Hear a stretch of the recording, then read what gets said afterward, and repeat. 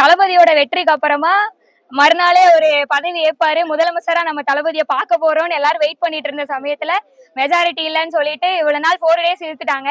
பரவாயில்ல. ஆனா இதெல்லாம் எங்களுக்கு புதுசு கிடையாது. நிறைய கஷ்டத்தை நிறைய ப்ராப்ளம்ஸ் எல்லாம் ஃபேஸ் பண்ணி தான் இவ்வளவு தூரம் தொண்டர்கள்ல இருந்து தலைவர் இவ்வளவு தூரம் எப்படி எல்லாம் ஃபேஸ் பண்ணணும்னு சொல்லி கொடுத்தது இவ்வளவு தூரம் கொண்டுட்டு வந்திருக்காரு. ஹோப் இப்போ ஒரு வெற்றியை நம்ம பார்த்துட்டோம். தளபதியை நாளைக்கு முதலமைச்சர் சீட்ல பாக்குறதுக்கு ரொம்ப ஆவலா வெயிட் பண்ணிட்டு இருக்கோம்.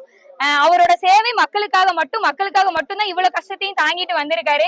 அவரோட மொத்த கரியரையும் விட்டுட்டு, அவரோட சேலரிய விட்டுட்டு, அவரோட பீஸ்ஃபுல்லான லைஃபையே விட்டுட்டு இவ்வளவு கஷ்டத்துக்கு நடுவுல மக்களுக்காக என் மக்கள்னு சொல்லி மக்களுக்காக மட்டுமே சேவை பண்றதுக்காக அந்த நோக்கத்துல மட்டும் வந்திருக்காரு. இதுவரைக்கும் பார்த்த ஊழல் இல்லா ஆட்சிய தமிழகம் பார்க்க போகுது. கண்டிப்பா ஊழல் இல்லாத ஆட்சியை எங்க தளபதி கொடுத்து இனிமே தமிழகத்தை டிவிகே மாதிரி தமிழக வெற்றி கழகம் மாதிரி ஒரு கட்சி ஆண்டிருக்கவே முடியாதுன்ற அளவுக்கு தளபதி ஒரு ஆட்சியை கொடுப்பாரு மக்களுக்கு.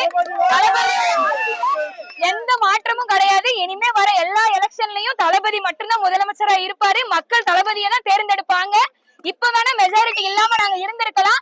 அடுத்த எலெக்ஷன்ல டிஎம்கேவோ ஏடிஎம்கேவோ யாருமே இருக்க மாட்டாங்க. எல்லாருமே தளபதி மட்டும்தான். இனிமே தளபதி மட்டும்தான். தளபதி இந்த 5 வருஷம் ஆட்சியில மக்கள் தெரிஞ்சுப்பாங்க.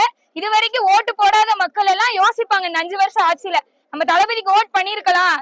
கண்டிப்பா அவங்க ரெக்ரெட் பண்ற அளவுக்கு எங்க தளபதி ஆட்சி மக்களுக்கு கொடுப்பாரு. ஒரு எம்எல்ஏவும் ஒரு தொகுதியிலயும் அவங்களோட ஆட்சி அவங்களோட சேவைகளை பார்த்து எல்லாரும் வியக்கிற அளவுக்கு ஒரு சேவையும் இருக்கும். எங்க அம்மா ராஜபாளையம் தொகுதியோட எம்எல்ஏவா இருக்காங்க. அவங்களும் நல்லபடியா சேவை பண்ணுவாங்கன்னு நம்புறோம். அவங்க எங்க அம்மான்றனால இல்ல, நாங்க எவ்வளவு கஷ்டப்பட்டு எவ்வளவு அடிமட்டத்துல இருந்து வந்திருக்கோம். எங்களுக்கான வாய்ப்பு இப்படி எந்த கட்சியிலுமே இப்படி பாத்துருக்க மாட்டோம். ஒரு மிடில் கிளாஸ் ஃபேமிலில இருந்து எம்எல்ஏஸ் யாராவது பாத்துருக்காங்களா? கோடிக்கணக்கில் பொருள்றாங்க எம்எல்ஏக்கள்லாம். அப்படிப்பட்ட எம்எல்ஏக்கெல்லாம் பார்த்து அண்ணாந்து நம்ம பாக்குறோம் எம்எல்ஏக்கள். ஆனா இப்போ நம்ம பக்கத்து வீட்டுக்காரங்க நம்ம கூடவே இருந்தவங்க நம்ம கூட வேலை பார்த்தவங்க அவங்க எல்லாம் ஒரு எம்எல்ஏவா இருக்காங்க. யாருமே எதிர்பார்த்திருக்க மாட்டோம்.